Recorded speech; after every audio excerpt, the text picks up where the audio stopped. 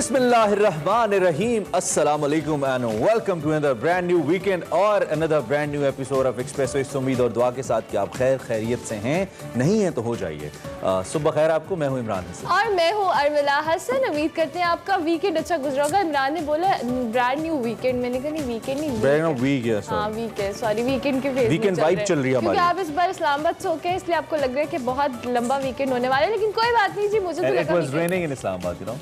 बहुत खूबसूरत बारिश इस्लाम। अब मुझे अभी अच्छा मैच चल रहा था तो कुछ जो मैच के देखने वाले थे वो थोड़े घबरा रहे थे और वो घबराना उनका ठीक भी था क्योंकि मैच को बारिश प्रेडिक्शन थी वैसे डिस्टर्ब कर सकती है। बार-बार घबराने का वर्ड ना इसमें ऑफिशियल डिक्लेयर हो चुका है कि ये prime minister Imran Khan use कर सकते हैं और कोई और पेट्रोल के लिए करते हैं। हाँ, और नहीं वैसे भी कर आपके लिए, आपसे उन्होंने ये हक छीन लिया अगले 4 महीने के लिए कि पेट्रोल की कीमतें अगले 4 महीने नहीं बढ़ेंगी, ये प्राइम मिनिस्टर ने कहा है। खैर मैं थोड़ी सी क्रिकेट की बात कर लूँ तो कल एक तो ये कि सीन्स बड़े अच्छे हैं और हम रावलपिंडी की आवाम का खास तौर पे शुक्रिया अदा करते हैं यहाँ पे, जितना अच्छे तरीके से उन्होंने न सिर्फ वेलकम किया ऑस्ट्रेलियाई टीम को बल्कि जितना स्मूथ ये मैच चल रहा है और तकरीबन हर जो खेलने वाला खिलाड़ी है ऑस्ट्रेलिया माशाल्लाह और जो देखने वाला है वो सभी तारीफ करें कि जी क्या जबरदस्त क्राउड है पिंडी का। और कुछ लोग तो पाकिस्तान टीम को सपोर्ट ही नहीं करे, ऑस्ट्रेलिया टीम को करे। और सेकेंडली जो अरेंजमेंट्स ऑब्वियसली पिंडी स्टेडियम इतने अरसे से वहाँ मैचेस नहीं हो रहे थे, लेकिन स्टिल उन्होंने उसको इतना अच्छा कर दिया था कि वहाँ पे जो शायकीन थे वो प्रॉपर तरीके से मैच देख रहे थे। और साथ साथ जो टेस्ट मैच के मैं बार बार बात करती हूँ कि वेयर बड़ा डिफरेंट होता है और इसका जो टेम्परामेंट है वो बड़ा डिफरेंट होता है। इतनी देर बैठ के मैच को देखना, उसको ऑब्जर्व करना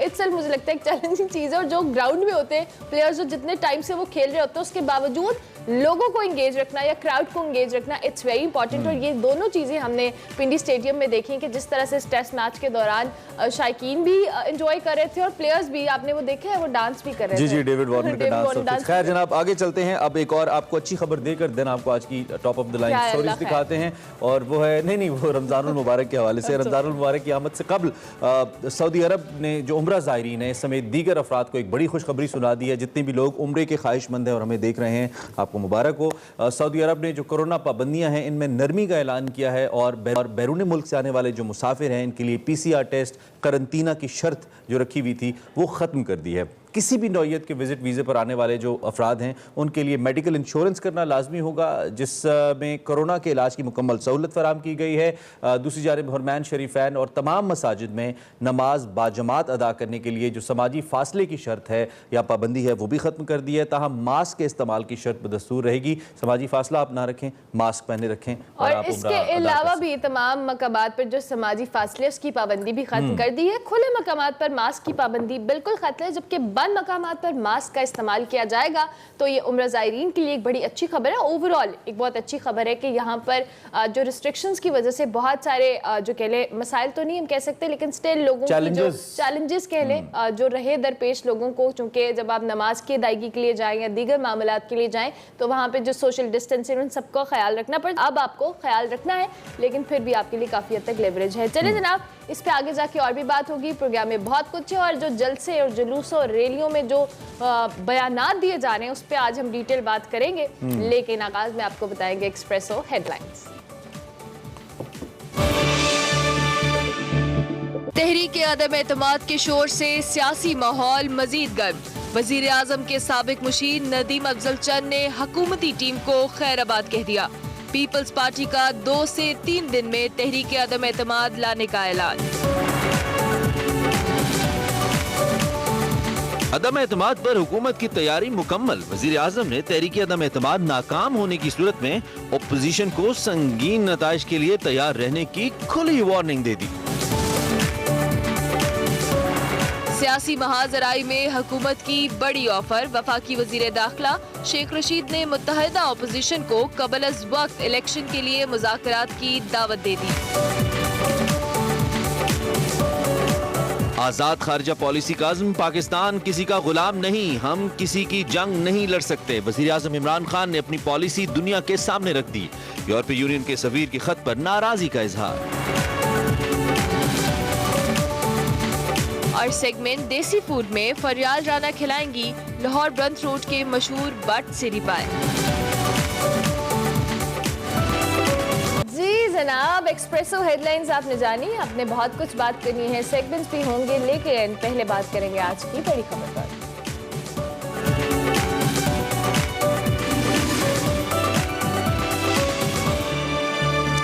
जी बिल्कुल, आपको हम बताएं इस वक्त मुल्क के अंदर हुकूमत पाकिस्तान ने एक अच्छा और बड़ा संग-ए-मील अबूर किया है। NCOC के हवाले से असद उमर ने अपने एक ट्वीट में बताया है कि अब 100 मिलियन पाकिस्तानी मुकम्मल तौर पर वैक्सीन लगवा चुके हैं। असद उमर का मजीद कहना था कि 127 मिलियन से ज़्यादा लोगों ने कम अज़ कम वैक्सीन लगवा ली। It's a good news.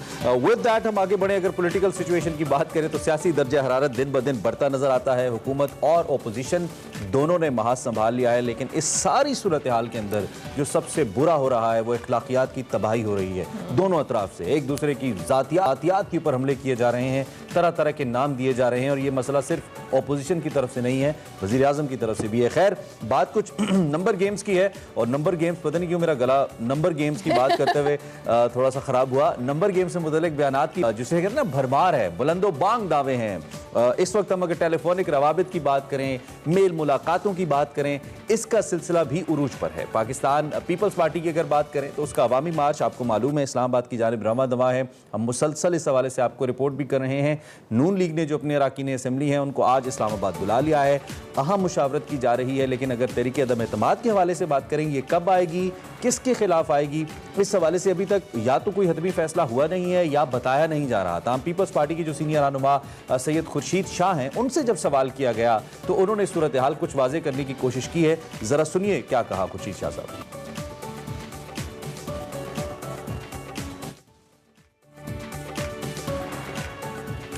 ठीक हो गया। उसके साथ साथ जी पीपल्स पार्टी, मुस्लिम लीग नून और मौलाना फजल रहमान मुकम्मल पुरुमीद हैं कि तहरीक अदम एतमाद कामयाब होगी, लेकिन बिलावल भुट्टो ज़रदारी इस हवाले से खासे पुरएतमाद नजर नहीं आ रहे। उन्होंने कहा जी कि हुकूमत ने भी अपोजिशन से निपटने के लिए, साथ साथ बिलावल भुट्टो की तो स्टेटमेंट है कि तहरीक अदम एतमाद के हवाले से मैं 100% मुतमईन नहीं हूँ, लेकिन दूसरी जानिब प्राइम मिनिस्टर कहते हैं कि अपोजिशन का मुकाबला करने के लिए तैयार हूँ। और गुज़श्ता रोज़ उन्होंने जो ज़िला वहाड़ी है उसकी तहसील मिल्सी में एक बड़ा जलसा किया और जारहाना अंदाज अपनाया। अपोजिशन क़यादत को आड़े हाथों लिया। प्राइम मिनिस्टर ने सख्त तनकीद का निशाना बनाया और अपनी तकरीर में अपोजिशन रहनुमाओं के नाम भी बिगाड़ते रहे। उनका कहना था कि उन्होंने साथ साथ कहा कि 4 बड़े डाकू मेरे खिलाफ तरीके अदम एतमाद लाने की कोशिश कर रहे हैं। और जलसे में बात करें तो प्राइम मिनिस्टर ने हर वक्त अपोजिशन को जो कह लें उनके हवाले से तैयार रहने का कहा कि अगर तरीके अदम एतमाद नाकाम हुई तो उन्हें संगीन नताइज भुगतना पड़ेंगे। बिल्कुल जी, मौलाना फजलुर रहमान को माजरत के साथ फजलू का नाम दिया उन्होंने। इसके अलावा भगोड़ा जी, डीजल फजलू, घोड़ा, उसके भगोड़ा और लॉट्स ऑफ सच ऐसे टाइटल्स जो कि लिए नहीं जा सकते, इखलाकियात के मुनाफी है।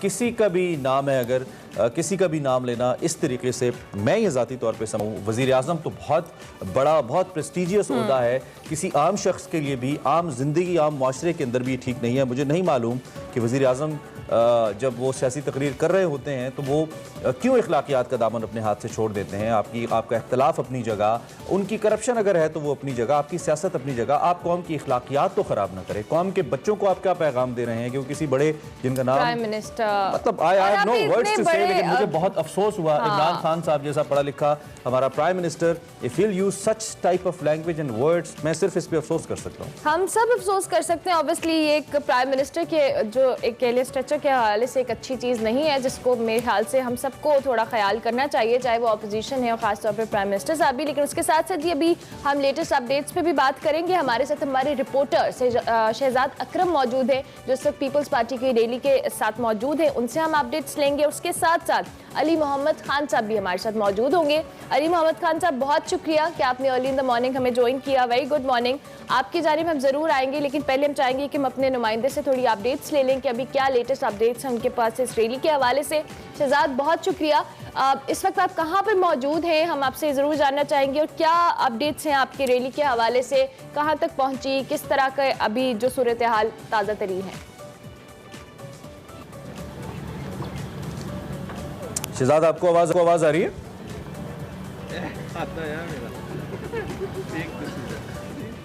शहजाद, आप हमें जी, अभी उनको आवाज जा रही है। अच्छा, आवाज जा रही है। पीपल्स पार्टी का जो अवामी मार्च है वो जी आवाज जारी रखिए। जी, पीपल्स पार्टी का जो अवामी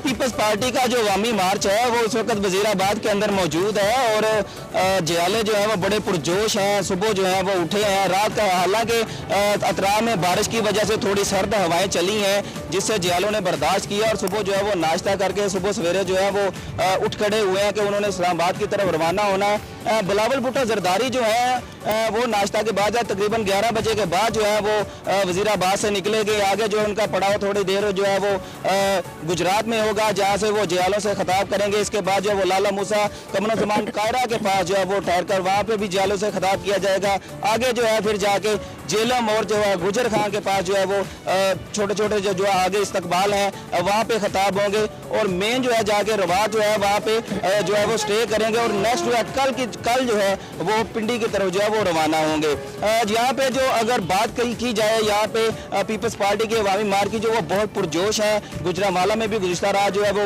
बहुत शानदार इस्तकबाल किया गया। पूरे रास्ते में जो है जगह जगह पे इस्तकबाली कैंप लगे हुए थे जिन्होंने फूल निछावर किए, आतिशबाजी होती रही और अपने कायद का जो है वो इस्तकबाल करते रहे। बिलावल भुट्टो जरदारी ने अपनी तकारीर में भी जो है हुकूमत को आड़े हाथों लिया और इसके साथ साथ जो है वो जो हुकूमत की उनके हिसाब से नाकामियां थी वो बताते रहे। अवाम का जो है वो अपने जियालों का जो है वो खून जो है वो जो जज्बात जो है वो उनके भड़काते रहे कि हुकूमत जो है वो क्या क्या गलतियां कर रही है और किस तरह से जो है वो बेरोजगारी, महंगाई और जो आवाम का खून चूसा जा रहा है टैक्स की बर्बाद करके। Right Shahzad, thank you Shahzad. हम आप से अपडेट्स लेते बहुत शुक्रिया, आपने हमें आगाह किया, ताज़ा तरीन सूरत हाल से बराह रास्त आपको बता रहे थे जी। अली मोहम्मद खान साहब हमारे साथ मौजूद हैं, उनसे ज़रा बात करते हैं, सीनियर रहनुमा तहरीक इंसाफ के और वज़ीर बराए पार्लिमानी उमूर। अली मोहम्मद खान साहब, गुड मॉर्निंग, सुबह खैर, आप कैसे हैं? ठीक ठाक हैं?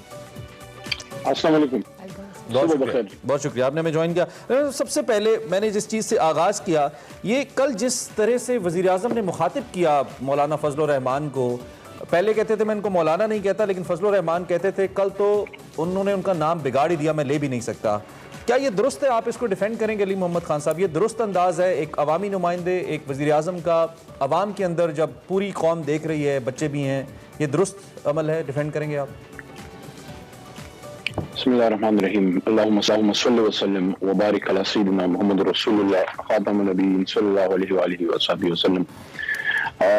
हुजूर नबी करीम सल्लल्लाहु अलैहि वसल्लम का जब उनकी तारीफ कुरान अज़ीम शान में हुई तो उनकी इस तरह से हुई कि इन्नका लअला खुलुक़िन अज़ीम, बेशक आपके अखलाक सबसे बेहतरीन हैं। और अल्लाह फरमाता है कि वक़ूलू लिन्नासि हुस्ना, कि आप लोगों से अच्छी बात करें। मैं समझता हूँ कि जलसों में तेज बात हो जाती है लेकिन अल्फाज का इंतखाब जो है वो बेहतर होना चाहिए। और कल जिस तरफ आपका इशारा है, मेरे ख्याल में दोनों तरफ से एहतियात होनी चाहिए कि दोनों तरफ ये करें, क्योंकि एक दूसरी तरफ जो बात होती है, देखें वो भी कोई बहुत ही मायूब बात है। जो मौलाना फजल रहमान साहब जब बात करते हैं और वो जब मोहतरम इमरान खान साहब का जिक्र करते हैं तो फजल रहमान साहब कहते हैं कि यहूदी एजेंट, ये तो मैं समझता हूँ कि इन अल्फाज को जो मैं कल खान साहब ने यूज किए उसको मैं डिफेंड नहीं कर रहा, लेकिन मैं कह रहा हूँ उससे भी ज्यादा सख्त बात है कि आप एक मुहब्बे वतन पाकिस्तानी को आप यहूदी एजेंट कहें। इसका मतलब है कि आप किसी शख्स को गद्दार कह रहे हैं। तो हर तरफ एहतियात होनी चाहिए। बहरहाल कल एक बड़ा क्राउड था और बड़ी तादाद में मलसी के लोग निकले हैं और मैं बिल्कुल मुझे शुक्रिया भी अदा करना चाहिए उनका कि बहुत बड़ी तादाद में निकल के अपने लीडर पे उन्होंने एतमाद का इजहार किया है। अब देखना ये होगा कि अपोजिशन जो है उनके थैले से कौन सी बिल्ली निकलती है, क्योंकि जौन सी भी बिल्ली निकलती है तो वो इधर उधर हो जाती है। तो अब बिलावल साहब तशरीफ ला रहे हैं, अब देख रहे हैं बिलावल साहब क्या करते हैं, क्योंकि अदम एतमाद से तो लग ही रहा है कि अदम एतमाद कोई इधर उधर हो गई है। मुझे तो लग ही रहा है कि लाई उस बिल्ली का तो नहीं पता, एक बिल्ली है, एक ऐसी बिल्ली निकली है जिस बिल्ली के बारे में कहा जाता है मेरी बिल्ली ही म्याऊं। वो कौन सी बिल्ली है? वो अरना हसन एक सवाल पूछना चाहता है। मशीद नदीम अफजल चंद साहब के हवाले से मैं जरूर पूछना चाहूंगी। वैसे तो आप लोगों की गवर्नमेंट बड़ी कॉन्फिडेंट रहती है जब भी इस तरह का कोई मामला कहते हैं जी हमें किसी के आने जाने से फर्क नहीं पड़ता, लेकिन अब चूंकि नंबर गेम्स का मामला है, मामला बड़ा सेंसिटिव है और तहरीक अदम एतमाद के हवाले से है, तो ऐसे में एक ये जो आपके बिल्ली की बात की है, इन्होंने आपके जो रुकन गए हैं पीपल्स पार्टी में जिन्होंने शमूलियत इख्तियार की है, इस हवाले से कमेंट चाहूंगी और फिर तहरीक अदम एतमाद की जानिब हम आएंगे। नदीम अफजल चंद साहब पाकिस्तान की सियासत में एक सुलझा हुआ और एक समझदार नाम और एक सियासी अंदाज में रख रखा और रख के गुफ्तगू करने वाले, हमने उनको बड़ा प्यार से वेलकम किया और जितना वक्त उन्होंने हमारे साथ गुजारा बड़े प्यार से हंसी मजाक में गुजरा और उनके इलाके की किन्नू खाते हुए गुजरा और वी विल मिस हिम। सियासी कारकुन है, लेकिन मैंने परसों भी ये बात की और आज भी एक्सप्रेस न्यूज पे ये बात करूंगा कि चंद साहब जिस लीडर की तलाश में हैं, मेरे ख्याल में गलती कर गए हैं। वो जिस भुट्टो के नाम लेवा हैं, भुट्टो के नाम की कोई चीज अब पीपल्स पार्टी में नहीं है। इवन लीडरशिप भी अब भुट्टो के पास नहीं है। अब जरदारी के पास लीडरशिप है, लेकिन ये नाम इंपॉर्टेंट नहीं है, नजरिया इंपॉर्टेंट होता है। और क्या आज मुझे कोई बताना पसंद करेगा कि आसिफ अली जरदारी साहब की पीपल्स पार्टी, क्या वो भुट्टो की वो पीपल्स पार्टी है? अगर वो है तो आज लीडरशिप लेवल पे बेनजीर साहिबा के साथी अगर कोई थोड़ा भी करीब रहा है उसको दूर कर दिया जाता है। तो आज तो लीडरशिप तो तहरीक इंसाफ में है। तो आपके इमरान खान साहब की कुछ पॉलिसी से किसी को एतराज हो सकता है। मैं समझता हूं it's a wrong choice. Okay, आपके बड़े करीबी साथी थे, ओब्वियसली आपका एक पॉलिटिकल एक सियासी कोऑपरेशन भी रहा होगा, तो आपकी मुलाकात नहीं हुई या आपके किसी दोस्त की समझाया नहीं उनको? वजह क्या बनी? कोई वजह भी तो बताई होगी ना कि नहीं, मैं आपकी पॉलिसीज पे एतमाद नहीं है या वहां से कुछ बेहतर ऑफर है। पॉलिटिक्स ऑलवेज इज लाइक कुछ लोग का नाम है, तो क्या कोई बात हुई, बताया उन्होंने? मैंने तो खुद भी राब्ते की कोशिश की परसों रात, और आई थिंक फवाद चौधरी साहब और हमारे आमिर डोगर साहब जो हमारे चीफ होते हैं, मेरे ख्याल में वो भी राब्ते में थे। लेकिन हर चीज का एक वक्त होता है। मेरे ख्याल में चंद साहब वापस अपनी पेरेंट जमात में जाना चाह रहे थे। We wish him luck. जब कोई आपको छोड़ के चला जाए इस तरह से, तो उसके पीछे मैं समझता हूँ ज्यादा बुरी बात वगैरह नहीं करनी चाहिए। बस एक बात दोबारा मैं वही करूंगा कि जिस लीडर की तलाश में चंद साहब थे वो इमरान खान है। With all you know our shortcomings, हमारी तहरीक इंसाफ भी मैं नहीं कहता हम कोई परफेक्ट जमात है, लेकिन मुल्क की स्टेटस को चैलेंज किया था पाकिस्तान की तारीख में एक बार भुट्टो ने और एक बार खान। एक कल जो मरियम नवाज साहिबा की जो कल 2 ट्वीट्स आई, उसमें उन्होंने इमरान खान साहब के ऊपर जो तनकीद की, वो तनकीद बड़ी उन्होंने एक सार्कास्टिक अंदाज में की और कहा कि एज इफ आपकी जो बॉडी लैंग्वेज है वो अभी से डिस्टर्ब हो गई, अभी तो आगाज है, हौसला रखें, स्पोर्ट्समैन स्पिरिट दिखाएं। कल मरियम नवाज ने कुछ इस तरीके से इमरान खान साहब को टैग करके मुखातिब किया, तो इसका मतलब क्या? और फ्रैंकली स्पीकिंग इमरान खान साहब की कल की स्पीच बहुत एग्रेसिव थी जी। लीडर ऑफ द हाउस की स्पीच कम लग रही थी, ऑपोजिशन लीडर की स्पीच ज्यादा लग रही थी। ऐसा लग रहा था कि इमरान खान साहब बहुत गुस्से में, और धमकी दे भी दी उन्होंने कि अगर अदम एतमाद नाकाम होती है तो फिर जो मैं करूंगा वो आप देखिएगा। तो एक तो मैं ये पूछना चाहूंगा कि 3 साल में ऐसा क्या है जो प्राइम मिनिस्टर ने नहीं किया, अदम एतमाद के नाकाम होने के बाद करेंगे? और दूसरा, क्या वाकई उनकी स्पीच इस तरह की थी कि ऑपोजिशन को इससे शय मिल रही है कि वजीर आजम नाकामी की तरफ जा रहे हैं? देखिए मरियम साहिबा हमें तो हिम्मत के और हौसले की दर्स कम से कम वो तो ना दें। उस शख्स को जिसमें हिम्मत है, उस सुपर पावर को एब्सोल्युटली नॉट कहने की, जिस सुपर पावर के सामने उनके वालिद मोहतरम जो हैं वो कारगिल की लड़ाई में जाके लेट गए थे व्हाइट हाउस में।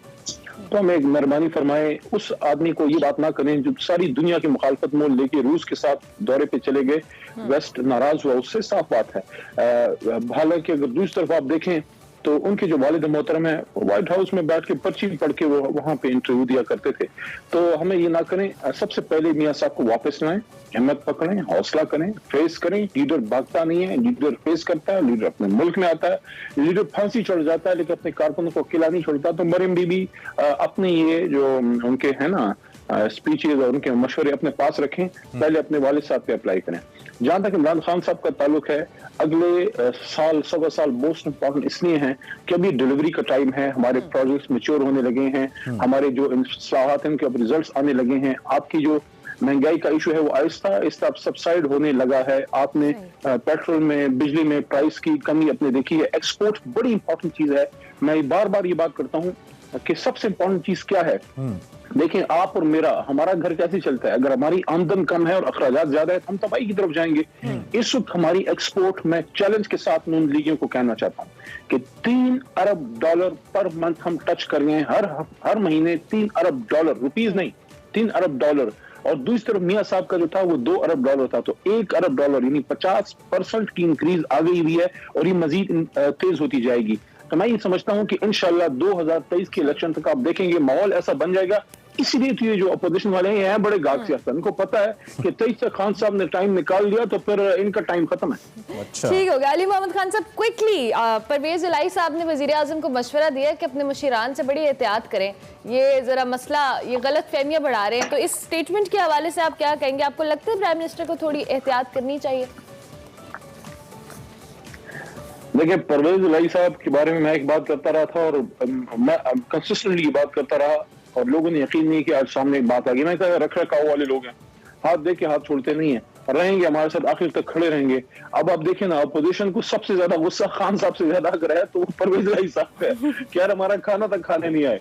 तो परवेज साहब का ये मशवरा भी हम सीने से लगा के रखेंगे और मोहतात वैसी इंसान को रहना चाहिए, तो इंशाल्लाह मोहतात रहेंगे, वो फिक्र ना करें। ठीक हो गया, thank you very much Ali Mohammad, बहुत शुक्रिया कि आपने अर्ली इन द मॉर्निंग हमें ज्वाइन किया। अली मोहम्मद खान साहब हमारे साथ मौजूद थे, मौजूदा सियासी सूरत हाल पे तहरीक अदम एतमाद के हवाले से अपना तज्जिया दे रहे थे। अभी हम एक ब्रेक लेंगे, ब्रेक के बाद हाजिर होंगे। आप देखते रहिए एक्सप्रेसो। वेलकम बैक जी। कुछ खराब रोशनी ने पाकिस्तान ऑस्ट्रेलिया क्रिकेट सीरीज की अगर बात करें, पहले टेस्ट की बात करें, इनफैक्ट पिंडी टेस्ट की बात करें, तो उसका तीसरा रोज थोड़ा सा डिस्टर्ब किया था। आपको याद होगा पूरा दिन जो खेल था वो सिर्फ 72 ओवर्स तक ही हो सका था।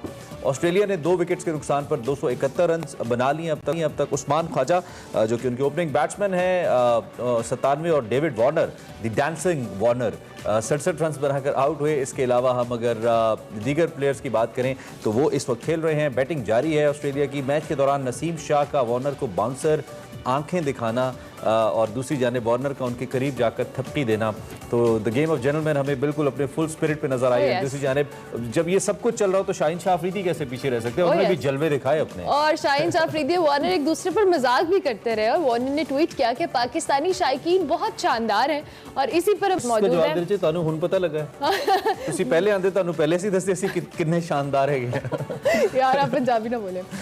तस्लीम साहब बहुत शुक्रिया, वेरी गुड मॉर्निंग, कैसे आप? खैरियत से सर? जी शुक्रिया, बहुत मेहरबानी। सर क्या कहेंगे? ऑब्वियसली हम टेस्ट मैच के हवाले से बात करें, पहले तो हम आपसे कमेंट लेंगे ऑस्ट्रेलिया टीम का पाकिस्तान आना और खेलना और टेस्ट मैचेस और ये प्रॉपर सीरीज की एग्जीक्यूशन हो रहा माशाल्लाह बहुत स्मूथली होना, इस हवाले से आपके क्या कमेंट्स हैं? बिल्कुल मैं बताता हूँ, लेकिन इससे पहले जो अभी आपने बात की है कि आपस में बड़ा मजाक कर रहे थे और बड़ा अच्छा लगा सारा कुछ है, लेकिन मैं क्रिकेट लैंग्वेज में और बॉडी लैंग्वेज में मैं आपको बताऊं कि वॉन जो है अपने ऊपर से प्रेशर हटा रहे थे। ये कभी भी इस तरह नहीं आते। ये वेस्ट इंडीज कभी भी इस तरह खुल के जो है हंसी मजाक नहीं करते हैं, आपने मुझे मालूम है। इस वक्त उनसे बैटिंग नहीं हो रही थी, आप देखें उनसे खेला भी नहीं जा रहा था। तो आई थिंक मैं इस नजर से देखता हूँ, आप उसको इजी ले गए और आपने उसको इजी कर दिया और उसने आपने देखा कि वो उसके बाद सेट हो गया, बीट हो रहा था, सेट हो गया। चलिए ये तो अपने यस, पाकिस्तान में टीम का आना बहुत ज़बरदस्त बात है और जो लोग हमें नहीं चाहते कि हमारे यहाँ अच्छा हो उनके समझ ले, मैं समझता हूँ एक तरह से तमाचा ही है उनके मुंह पे। और पहले भी बड़ी कोशिशें उन्होंने की, but I think it's great, एक ज़बरदस्त टीम, बड़ी टीम, और हम शुक्रिया अदा करेंगे बीइंग ए प्लेयर और आप अपनी आवाम की तरफ से भी कि ऑस्ट्रेलिया यहाँ आई। हम उनके शुक्रगुजार हैं। हमारी फोर्सेस ने जो कुछ किया, हमारे क्रिकेट बोर्ड ने जो कुछ किया, सबको मालूम है। I think great, it's great. हम लोगों को इससे फायदा लेना चाहिए डेफिनेट। ठीक है, मैं अभी मेरा सवाल इसके हवाले से है, लेकिन मैं Pakistan versus India women cricket match हुआ उस पर भी मैं अगले क्वेश्चन में आपसे पूछना चाहूँगा। बट बिफोर दैट ये मैच किस जानिब आपको जाता नजर आ रहा है तौसीफ साहब? अभी लग रहा है कि शायद मैच का फैसला ना हो, ऐसा लग रहा है? जी हाँ, बज़ाहिर जो लग रहा है कि फोरकास्ट जो है वो बारिश की भी है कुछ, लेकिन हकीकत यह है कि हम बहुत सेफ खेल गए इसमें, अगर हम सही बात करते हैं, इसलिए कि हम खुद अपने मुल्क में डरे हुए हैं उनसे। आई थिंक ये क्योंकि हमने अपनी टीम जो 11 की टीम है वो मेरी नज़दीक वो ठीक नहीं खिलाई आपने। और अच्छा। अगेन आप वही वाली मिसबा के टाइम की बात कि आप जो है वो बैटिंग बढ़ाते चले गए। आपको इतनी बैटिंग बढ़ाने की जरूरत नहीं थी। जब आप 2 स्पिनर खिलाने और 2 पेसर खिलाने की जब आप बात कर रहे हैं, इट मींस कि बॉल टर्न होगा, तो आपको तीसरा स्पिनर भी डाल देना चाहिए। जाहिद महमूद आपके पास मौजूद था, आपने देखा पिच बैटिंग के लिए बहुत साजगार। मैं क्रेडिट देता हूं अपने बैट्समैनों को कि इतनी फास्ट बैटरी के आ गई, वो भी नहीं सोच रहे थे, उन्होंने भी गलती की है। और एक लेफ्ट आर्म स्पिनर उनको भी खिलाना चाहिए था जो मेरे नजदीक है। बट हम अपने मुल्क में अगर इस तरह सेफ खेलेंगे तो वो तो गलत है। वो घबराए हुए हैं हमसे, नो डाउट। उनकी बैटिंग भी अच्छी है और बहुत जबरदस्त अपनी टीम लेके आए वो। आप देख लें जिस तरह भी उन्होंने खेला, आपके सामने है। मुश्किलात में वो हैं इस वक्त, हम नहीं थे उस वक्त। ठीक है, हम पेस बॉल को खेल गए, सारा कुछ हुआ, बहुत अच्छी, हमने हमारे बैट्समैनों को तारीफ करनी चाहिए और शायद हम इसी में खुश हैं, लेकिन हम नतीजा लाने के लिए हमें टीम बैलेंस बनाना, हमें सिर्फ खेल के लिए यूर सेइंग नहीं खेलना चाहिए, हमें जीत के लिए खेलना चाहिए। अभी ऐसा लगता है कि हम सिर्फ खेल के लिए खेलें। अच्छा, will get back to this, लेकिन कल मुझे बड़ी मायूसी हुई जब मैं थोड़ा सा फॉलो कर रहा था Pakistan versus India women cricket match को, और हमें उम्मीद थी कि हम एक फातिहाना आगाज़ करेंगे इस टूर्नामेंट का, नहीं कर पाए। हमने तकरीबन कोई अराउंड 130 के ऊपर 6 जो बैटर्स हैं उनको आउट कर दिया था हमारी टीम ने, लेकिन उसके बावजूद they score 244 and then we couldn't make it and we lost it like कोई 107 रन से महज 137 रन पे हमारी पूरी विमेन टीम आउट हो गई। तो I think that was quite disappointing. काफ़ी अरसे से हम खेल रहे हैं, हमारे पास प्लेयर्स भी बड़ी अच्छी हैं, टीम कॉम्बिनेशन भी आई बिलीव अच्छा है, लेकिन उसके बावजूद ये होना, इस पे क्या कमेंट करेंगे आप? हम इंडिया से हार गए कल। देखिए, ये इंडिया से हारना ही जो है ना, वो ही हमारे लिए, किसी और से हम हार जाते तो हम उस पर कमेंट्स ही करते थे, लेकिन चाहे मेंस हो या वुमेन्स हो, हम इंडिया से हारते हैं तो हमारी बुरा, मैं जितना खेला हूँ शायद ही कोई, आई थिंक मैं बड़ा पार्ट रहा हूँ इंडिया पाकिस्तान मैचेस का, तो एक बहुत बड़ा प्रेशर। बट यहाँ प्रेशर की बात नहीं है, आप ठीक है, आप पहले इतने अच्छे नहीं थे, आप यकीनी तौर पे हमारे यहाँ प्रॉब्लम होती है वुमेन्स की टीम को खिलाना, लेकिन अभी तो आप बहुत अच्छा हो गए, आपके पास कोचेज भी सारे अच्छे आ गए। हार जीत से हट के बिल्कुल आपने ठीक कहा कि आपने 130 पे 6 आउट किए उनके, और उसके बाद आपने उनको 240 करा दिए। लैक ऑफ, मैं समझता हूँ कि कैप्टेंसी भी मुझे इतनी बेहतर नजर नहीं आई, इसलिए कि आप जो है तो आपको चाहिए कि जब इस तरह हो गए तो और प्रेशर डाल दें उन पे, क्योंकि नीचे का प्लेयर आन के खेल के अगर आपको 160-100 रन की पार्टनरशिप डाल के चला जाता है आपको, तो फिर इसका मतलब है आपने जो है कैप्टेंसी में थोड़ा लैक किया, आप इजी हो गए कि जी अब तो हम इनको पकड़ लेंगे। बट वो प्रोफेशनल है, हमसे ज्यादा बेहतर प्रोफेशनल है। आपने देखा पीछे के 2-3 मैच जो हुए हैं उसमें सेंचुरीज बनी है, वेस्ट इंडीज ने भी बनाई, ऑस्ट्रेलिया ने भी बनाई, 3-4 सेंचुरीज बन चुकी है, पर आपके यहाँ से एक 50 भी नहीं हो सके, ये बात नहीं है। ये तो, मैच तौसीफ भाई, ये जो विमेन क्रिकेट टीम या विमेन क्रिकेट का जो स्ट्रक्चर है, वैसे रमीज राजा साहब बड़े कंसर्न नजर आते हैं, हमें ये भी पता लगा है कि कोई he is also planning a league Pakistan अगले साल से हो रही है। हाँ, हो रही है। तो अभी इस सारी सूरत हाल को देखते हुए are you satisfied with the structure of the female cricketers that we have, या विमेन क्रिकेट के लिए जो स्ट्रक्चर हमारा है, आपने चूंकि खुद खेला भी है, कोच भी किया है, आप इससे मुतमईन है? आप समझते हैं कि we need to work more on this, क्योंकि जब तक बच्चियां बिल्कुल ग्रॉस रूट से नहीं आएंगी, निचली सतह से, तब तक हम बेहतर क्रिकेटर्स नहीं ला सकते, जैसे हम मेन क्रिकेट की बात करते हैं। आपने ठीक कहा, हमारे यहाँ प्रॉब्लम है। देखिए, हमारे वहाँ वैसे भी अब तो आन के जो है वुमेन्स आगे आ गई हैं, बच्चियां आगे आना शुरू हुई हैं, इससे पहले तो हम इनको इतना वो नहीं करते। बट रमीज का क्या कंसर्न, हम लोगों को भी कंसर्न है इस चीज से कि आप जो है, हो रहा है, ऐसा नहीं कि नहीं हो रहा, आपके टूर्नामेंट्स हो रहे हैं मुख्तलिफ जगह पे काफी ठीक ठाक, लेकिन वो कैलिबर आपके पास अभी नहीं है। आप वही गिने चुने 10-15-20 ज्यादा से ज्यादा 20 ऐसे हैं आपके पास, लेकिन वो भी इस स्टैंडर्ड के नहीं है। आप देखें, इतने पुराने भी अभी खेल रही हैं कुछ लोग, कोई यंगस्टर भी आई हैं, पर खेल का structure I don't think so कि इतना बुरा है, हम ठीक कर रहे हैं। बट इसके लिए हाँ, थोड़ा सा हमें लॉन्गर वर्जन को इनको खिलाना पड़ेगा, ताकि इनको हम पता चले कि हमें ज्यादा देर हम ग्राउंड के अंदर रहते तो हमारी क्या पोजीशन। अच्छा, तो सब एंड पे चूंकि हम विमेन क्रिकेट टीम की बात करें, अब क्या स्ट्रैटेजी होनी चाहिए? आपने कहा कि पहले कुछ कैप्टेंसी के हवाले से भी फ्लॉस थे और हमें थोड़ा इजी और रिलैक्स नहीं होना, फर्दर क्या स्ट्रैटेजी होनी चाहिए टीम की? What do you think? Women's की बात कर रहे हैं? जी बिल्कुल बिल्कुल बिल्कुल। विमेन की स्ट्रेटजी क्या, आप अच्छी हैं डेफिनेटली, मैंने तो बहुत इम्प्रूवमेंट पहले से देखी है, इनमें काफी इम्प्रूवमेंट है। बस वही है कि आप टाइम के हिसाब से जो है, आप ये ना करें कि ये बॉलर है, ये 2-4 ओवर ये कर लेगा, 5 ओवर ये कर लेगा, बस ऐसे हम बाद में ऐसा कर नहीं। जिस वक्त आप डिसीजन ले रहे हैं उस वक्त डिसीजन आप ले लें और आप आउट करने की कोशिश करें, अपने मेन बॉलर्स लगा दें उस वक्त, और एटलीस्ट ओवर्स तो पूरे खेलें और मैच पूरा खेलें, बजाय इसके कि 137 पे आउट हो जाएं। तो sir, thank you very much, बहुत शुक्रिया। अर्ली इन द मॉर्निंग आपने पाकिस्तान वर्सेस ऑस्ट्रेलिया टेस्ट के ऊपर कमेंट किया। एक दो ने कहा जी हमें डिफेंसिव क्रिकेट नहीं खेलनी, हमें एग्रेसिव क्रिकेट खेलनी है, हम होम ग्राउंड के ऊपर हैं, हमें जीत के लिए खेलना है। और दूसरा कुछ उन्होंने वार्नर की तारीफ की, सताइश की कि उन्होंने अपने ऊपर से प्रेशर उतारने के लिए हंसी मजाक किया, वो कोई इतने अच्छे हैं नहीं, वैसे भी Aussies are a bit moody kind of cricketers. तो खैर जी, एंजॉय करें आप। एंड और इसके साथ साथ विमेन क्रिकेट टीम की बात हो रही है, तो एक वीडियो हम आपके साथ शेयर शेयर करेंगे, हार जीत तो अपनी तरफ, लेकिन जो एक स्पिरिट हमने देखा जो ओवरऑल जहां पर बिस्मा मारूफ अपनी बेटी के साथ आई और वहां पे इंडियन क्रिकेटर्स उनके इर्द गिर्द जमा थे, उनकी बेटी के साथ काफ़ी देर खेलती रही।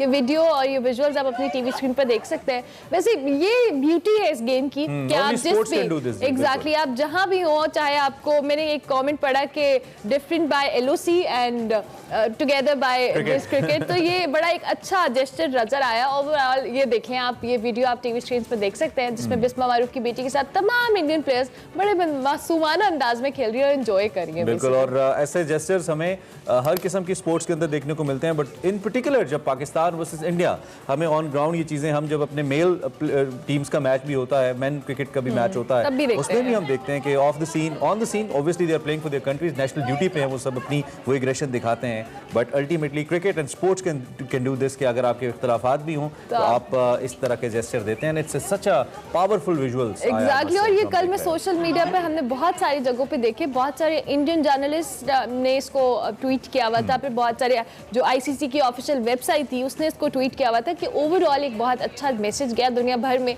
कि जहां क्रिकेट अपनी जो लड़ाई अपनी जगह, लेकिन जो क्रिकेट है उसने किस तरह से दोनों टीम्स को, दोनों मुल्कों को कंबाइन रखा हुआ है। सबने सोचा आपके साथ ये वीडियो शेयर की जाए। और हमारी लीडरशिप को भी ये समझना चाहिए कि शेयर हमें जोड़ सकती है, स्पोर्ट्स हमें पास ला सकती है। आप क्रिकेट को ना रोकें, क्रिकेट खेलें, इंडिया प्ले विद पाकिस्तान। चले जरा ब्रेक लेंगे, ब्रेक के बाद हाजिर होंगे, आप देखते रहिए Expresso. Welcome back to Expresso. अब हम आपको खिलाएंगे बट के सिरी पाए, वो भी देसी, फुल देसी, वो भी वर्चुअल और 60 साल पुराने। ब्रंथ रोड पे जी बट के सिरी पाए लेके जा रही है वहां पर फरियाल राना। देखते हैं आज का देसी फूड।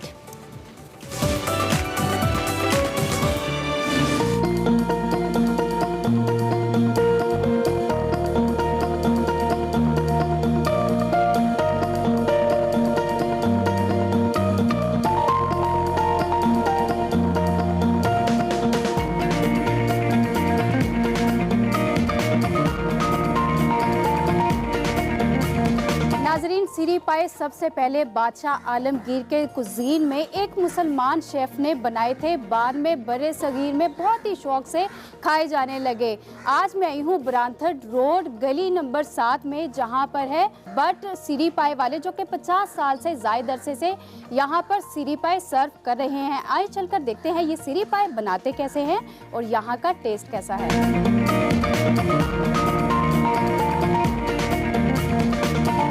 इनके पाए की खास बात क्या लगती है? खास ये है जी, सबसे लाहौर में सबसे ज़्यादा सफाई है इनकी, जायका इनका सबसे अच्छा है हमने जो देखा। इसके अलावा हमने जायका कई हमने बहुत लोगों से खाया, हमने जायका इससे अच्छा नहीं रहा।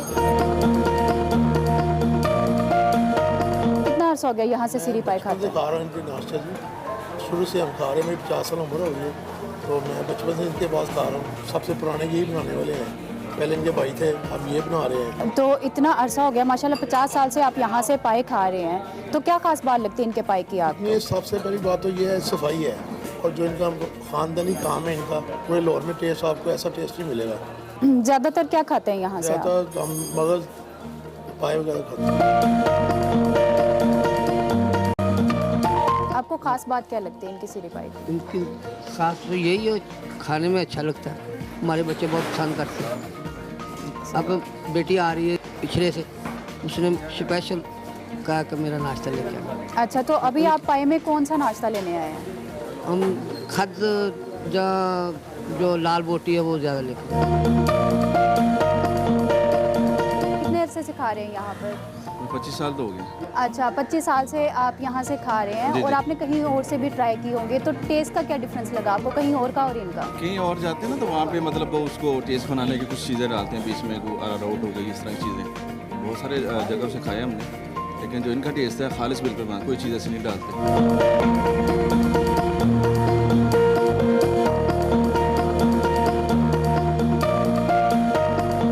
मौजूद हैं यहाँ के ऑनर ज़काउद्दीन भट्ट साहब। आप मुझे बताएं कितने अरसे से आप ये काम कर रहे हैं? देखो 60 साल से पहले हमारी शॉप थी, दूध की दुकान, फिर बड़े भाई करते थे, मैं 50 साल से खा रहा हूँ ये, नाश्ता लगा रहा हूँ सिरी पाए का। आप पाए के अलावा और क्या बनाते हैं? पाए होते हैं, वो सिरी की खाद वगैरह होती है, ज़बान होती है, मगज़ होता है, ऐसे ये चीज़ें होती हैं। लहदा इसका जायका है। लोग नाश्ते में ज़्यादातर क्या खाना पसंद करते हैं? अब अपनी चॉइस होती है ना। ज़्यादा लोग ना पाया खाते हैं, मगज़ खाते हैं, मगज़ बड़े शौक से खाते हैं। और पाए को पकने में कितना टाइम लग जाता है? 4-5 घंटे लग जाते हैं। हम पतीले में पकाते हैं, तांबे का पतीला है।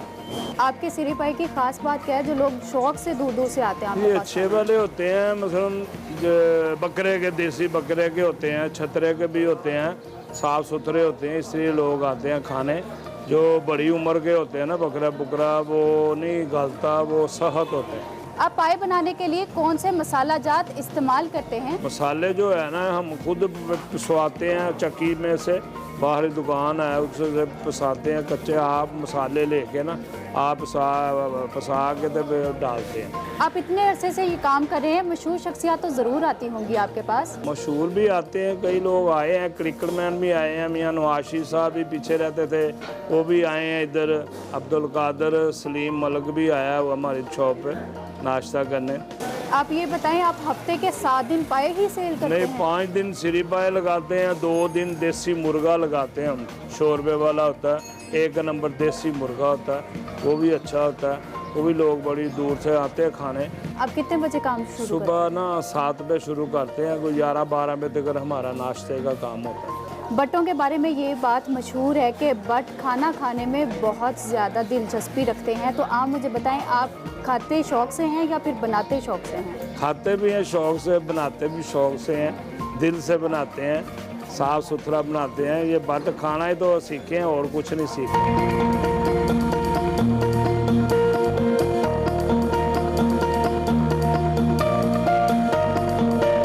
नाजरीन, मेरे लिए बकरे के पाए, मगज़ और साथ आए हैं गर्मा गर्म दिल वाले कुलचे। इसको ट्राई करते हैं। जैसे लोगों से तारीफ सुनी थी इन पाए की, ये बहुत ही ज़्यादा लजीज हैं। आप लोग भी एक बार ज़रूर ट्राई करें। मिलते हैं अगले नए देसी खाने के साथ। अल्लाह हाफ़िज़। Welcome back to Expresso. आज 3 शाबान है और हज़रत मोहम्मद मुस्तफ़ा सल्लल्लाहु अलैहि वसल्लम के नवासे हज़रत अली उल मुर्तज़ा शेर खुदा रज़ी अल्लाह अन्हु के लख्ते जिगर और ख़ातून जन्नत जनाब बीबी हज़रत फ़ातिमतुज़ ज़हरा रज़ी अल्लाह ताला अन्हा के लाडले इमाम आली मकाम हज़रत इमाम हुसैन अलैहिस्सलाम का यौम विलादत है। हुज़ूर नबी करीम सल्लल्लाहु अलैहि वसल्लम ने सैयदना इमाम हुसैन अलैहिस्सलाम की विलादत की खुशखबरी सैयदा उम्मुल फ़ज़ल बिनते हारिस को सुनाई। हुज़ूर नबी करीम सल्लल्लाहु अलैहि वसल्लम ने अपने लियाब दहन मुबारक से शहज़ादे को घुट्टी दी और हुसैन नाम तजवीज़ फरमाया।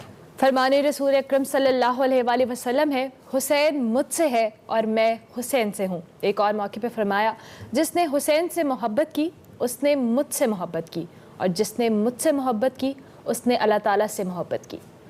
इंसान को बादल जैसी सिफात का हामिल होना चाहिए, जो फूलों के साथ साथ कांटों पर भी बरसता हो। सैयदना इमाम हुसैन का ये कौल है इमाम हुसैन अलैहिस्सलाम का। और उसके साथ साथ अगर आगे बढ़ें तो एक जगह आप फरमाते हैं कि सरदार बनना चाहते हो तो हरकत और अमल और जिद्दोजहद को अपना मामूल बना लो। हरकत, अमल और जिद्दोजहद को अपना मामूल बना लो अगर सरदार बनना चाहते हो। और उन्होंने अपने अमल से ये साबित किया कि वो कायनात के सबसे बड़े सरदार थे।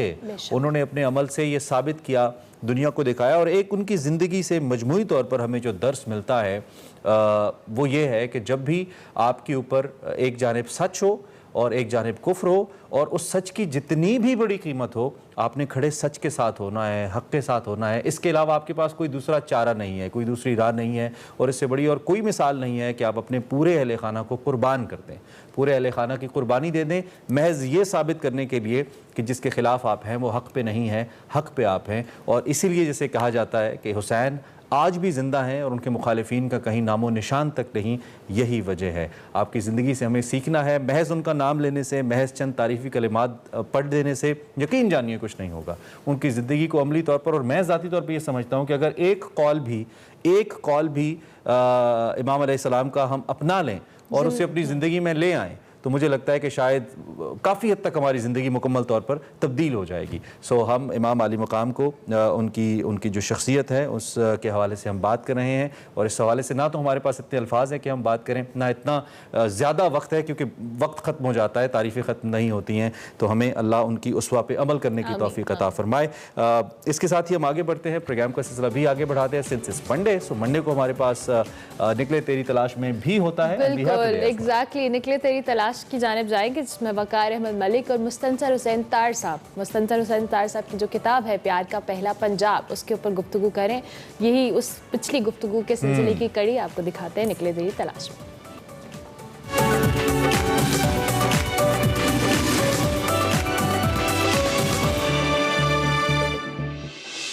अस्सलामुअलैकुम नाज़रीन, मैं हूँ वकार अहमद और आप देख रहे हैं निकले तेरी तलाश में। तार साहब से प्यार का पहला पंजाब पर गुफ्तगू हो रही है। प्यार का पहला पंजाब बहुत ही प्यार, बड़ी मोहब्बत से लिखी हुई ये किताब है। पंजाब की धरती के हवाले से, पंजाब की तारीख़ के हवाले से, पंजाब के अदब के हवाले से, पंजाब की जो बड़ी शख्सियात हैं उनके हवाले से बहुत ही खूबसूरत किताब है। तार साहब से इस किताब पर गुफ्तगू का सिलसिला जो है वो जारी है।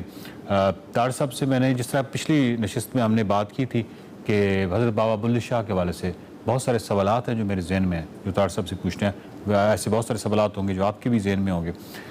तार साहब बहुत शुक्रिया। बाबा बुल्ले शाह के हवाले से आपसे सवाल ये पूछना है कि बाबा बुल्ले शाह हों और इसके अलावा जितने हज़रत बाबा शाह हुसैन हों, हज़रत बाबा फरीद हों, बाबा वारिस शाह हों, और ये पीछे जितनी भी तारीख़ है इसको देखें तो ये जितने भी सूफ़ी बाबा हैं इनके अंदर एक तरक्की पसंद सोच आपको बहुत वाज़े मिलती है, प्रोग्रेसिव थॉट्स मिलती हैं। ख़वातीन के हवाले से उनकी सोच जो है वो बहुत पॉजिटिव है। बच्चों के हवाले से एक मोहब्बत मिलती है। अमन की जो है वो बहुत बड़े दाई हैं और अमन की खुशबू फैलाना चाहते हैं। मजहबी रवादारी इनके अंदर ज़बरदस्त तरीके से मिलती है। ये तमाम चीज़ें हैं। एस्थेटिक्स और जमालियात की ये माहिर होते हैं, उनको उसको परखने के और उससे लुत्फ़अंदोज़ होने की भी, और अपनी तहरीरों में उनके जा बजा नज़र आती हैं ये चीज़ें। बाबा बुल्ले शाह के बारे में थोड़ा सा बताइए। मुझे अगर कहा जाए कि आपने कोई एक किताब चूज़ करो, एक डेजर्ट आइलैंड होती थी पुराना BBC का प्रोग्राम, कि आप कौन सी किताबें, अगर आप मरून हो जाएं, आपका जो गर्क हो जाए शिप, तो आप एक आइलैंड पे, डेजर्ट आइलैंड पे जाएं, तो आपकी क्या ख्वाहिश होगी, कौन सी किताबें आपके पास? जी, उसमें हर मुसलमान के लिए, मैं जैसा भी हूँ, ज़ाहिर कुरान पाक जो है वो उसके सिवा तो कुछ हो ही नहीं सकता। सारी बुनियादी हमारी शख्सियत की, हमारी एटीट्यूड की, आखिरत की, मौत की, ज़िंदगी की वही है। लेकिन उसके सिवा अगर पोइट्री की कोई किताब ले जानी पड़े, और पोइट्री मैंने काफ़ी पढ़ रखी है, और मैं ज़ाहिर तो वो बाबा बुल्ले शाह की पोइट्री, क्योंकि उसमें एक शेर पे आप आ जाएं और आप सारी उम्र बिता सकते हैं उसकी इंटरप्रिटेशन में। उनकी अज़मत को मैं कह सकता हूँ। और वो बल्कि मैं वहाँ पे न्यूयॉर्क में, उन्होंने क्वीन म्यूज़ियम में एक हॉल था, तो वो कुछ दोस्तों ने बुक करवाया कि जी आपके साथ शाम बनानी।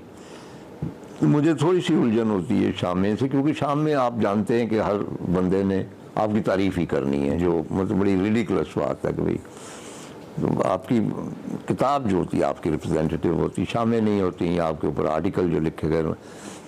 तो मैंने कहा यार मुझे बड़ी उलझन होती, क्या उसका फ़ायदा क्या है, लेकिन मैं एक सजेशन देता हूँ। वो कहने कि जी वो हमने बुक करवाया हुआ,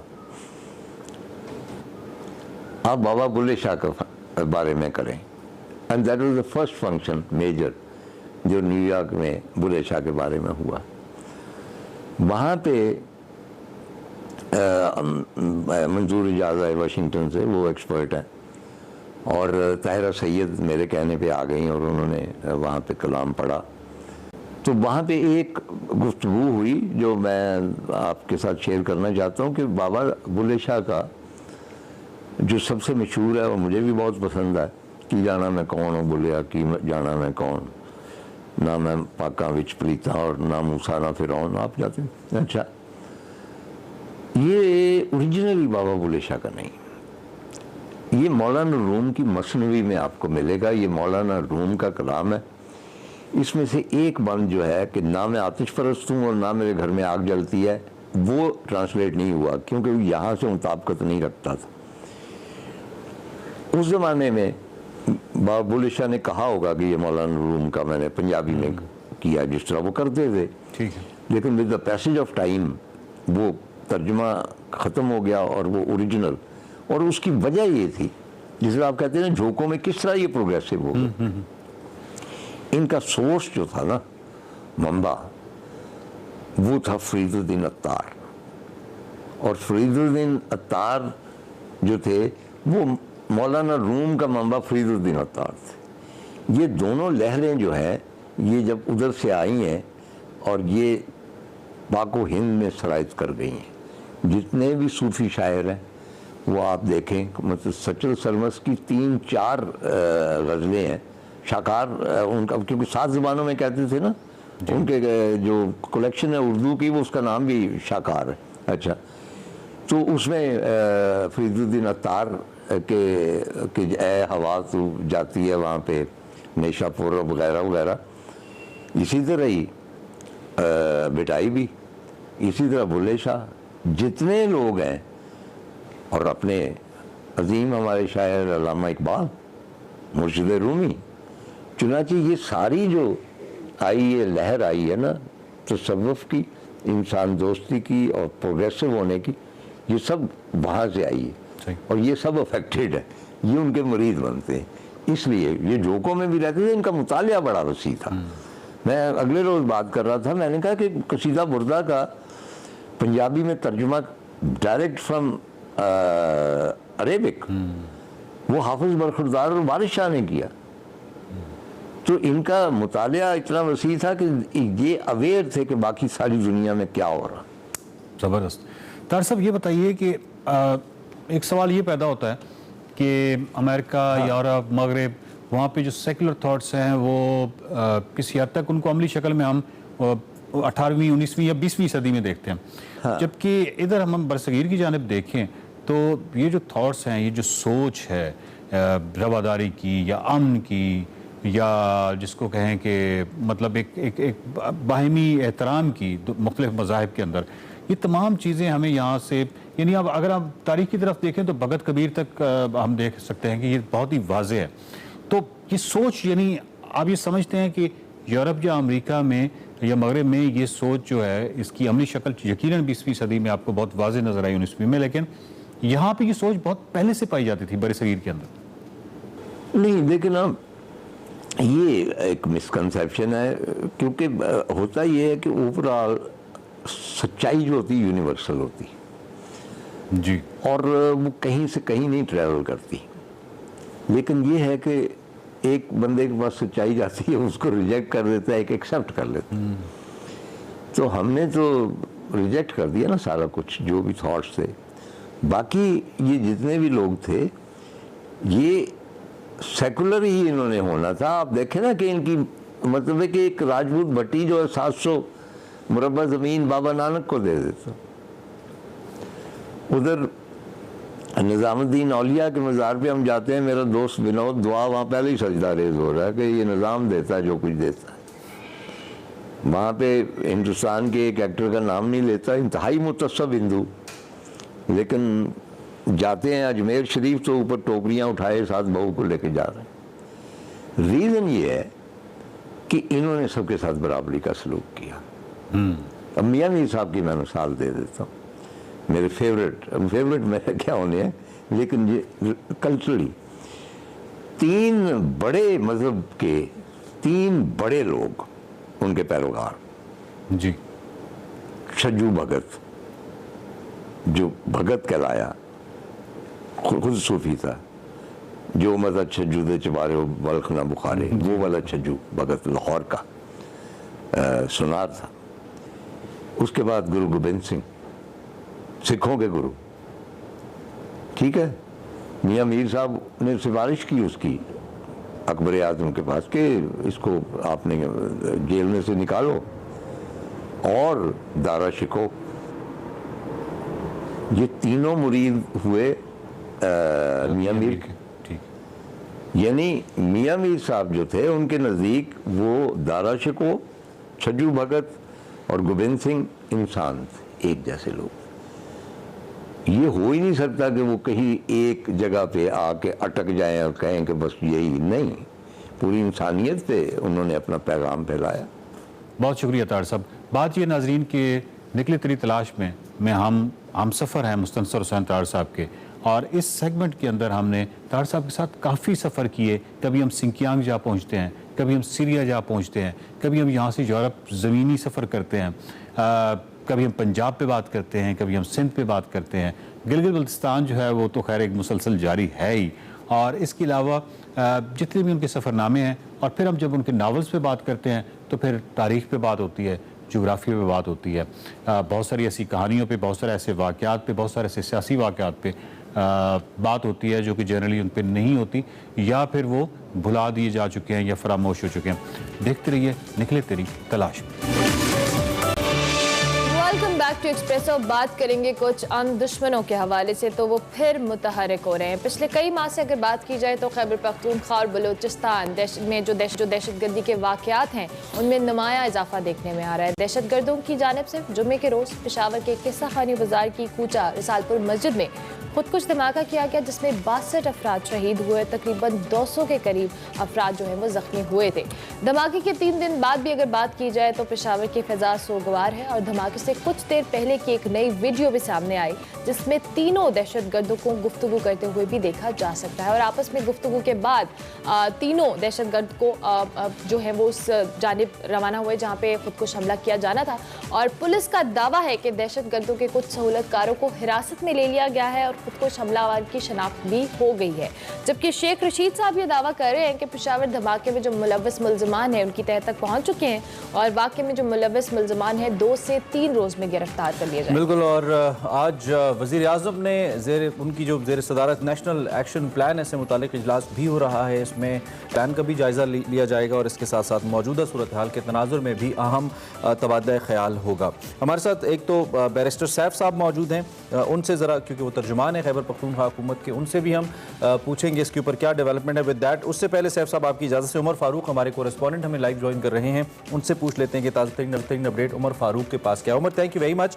सबसे पहले तो हमें बता दीजिए कि इस वक्त कितनी डेवलपमेंट हुई है इस वाक़े के बाद। अमूमी तौर पे वाक़यात होते हैं, कंडेम किया जाता है और उसके बाद पसे पुश चले जाते हैं, और ऐसे सैकड़ों वाक़यात की कहानी है। ताज़ा तरीन क्या है आपके पास पेशावर वाक़े के हवाले से? देखें, इसमें डेवलपमेंट जो हो रही है बहुत तेज़ डेवलपमेंट हो रही है। अगर आप देखें तो 24 घंटे तकरीबन 28 घंटे में बैरिस्टर सैफ साहब की प्रेस कॉन्फ्रेंस आती है जिसमें पुलिस के आला अफसरान भी होते हैं, और वो ये बता देते हैं कि हम अगले 48 घंटों तक गिरफ्तारियां भी कर लेंगे। तो मतलब ये बहुत तेज़ डेवलपमेंट थी। पास में अगर आप देखें पिछले 10-15 साल में इस तरह के इंसिडेंट्स होते रहे हैं, लेकिन फिर उसमें गैप आता गया है। लेकिन जिस तेजी के साथ इस इन्वेस्टिगेशन पे, इस तफ्तीश पे काम हो रहा है, बताया जा रहा है कि वो पहुंच गए हैं लोगों तक। एक जो सुइसाइड बॉम्बर था उसका खानदान जो है तो वो अफगान नेशनल्स हैं और वो यहाँ पर कई सालों से रिहाइश पजीर थे, वहां तक ये लोग पहुंच गए हैं। दूसरा, तकरीबन इन्होंने 600 CCTV कैमरे मॉनिटर किए हैं। जो मिलिटेंट था, जो सुइसाइड बॉम्बर था और जो सहूलतकार थे, उनकी हर मूवमेंट को मॉनिटर किया गया है। वो किस रास्ते से आए हैं, उन्होंने रक्षा इस्तेमाल किया, फिर वो कहाँ पे ठहरे, फिर वो उनकी अगर आप देखें तो वो पूरी की पूरी मूवमेंट जो है तो वो कैप्चर हो चुकी है, और वो इन्वेस्टिगेशन टीम उस पर काम कर रही है। और वो बताया जा रहा है कि बहुत जल्द जो है तो वो सहूलतकार गिरफ्तार हो जाएंगे। ठीक है, चलो मैं वापस आता हूँ। जी चले, ठीक है, मैं वापस आता हूँ। जरा बैरिस्टर सैफ साहब जो कि हमारे साथ मौजूद हैं, मैं ज़रा उनसे भी पूछ लूँ। बैरिस्टर साहब, thank you very much. As per our correspondent, अच्छी डेवलपमेंट है इस अफसोसनाक वाक़े के बाद। अभी तक जो इन्वेस्टिगेशन है वो अच्छे पैराहे में चल रही है। मैं चाहूँगा कि आप ज़रा ऑफिशियल वर्जन हमारे सामने रखिए। इस वक्त आप कहाँ पहुँचे हैं इसके ज़िम्मेदारान को ट्रेस करने में और पकड़ने में? देखें, जो तफसीलात अभी बताई गई हैं आपके स्क्रीन पर, यही बातचीत हमने परसों हफ्ते के दिन अपनी प्रेस कॉन्फ्रेंस में, जिसमें मैं खुद मौजूद था और CCPO पेशावर थे एजाज साहब, तो हमने ये तमाम तफसीलात मीडिया से शेयर किए। और उसके बाद हमने यही कहा था कि फर्दर डेवलपमेंट से हम आपको 48 घंटे बाद आगाह करेंगे।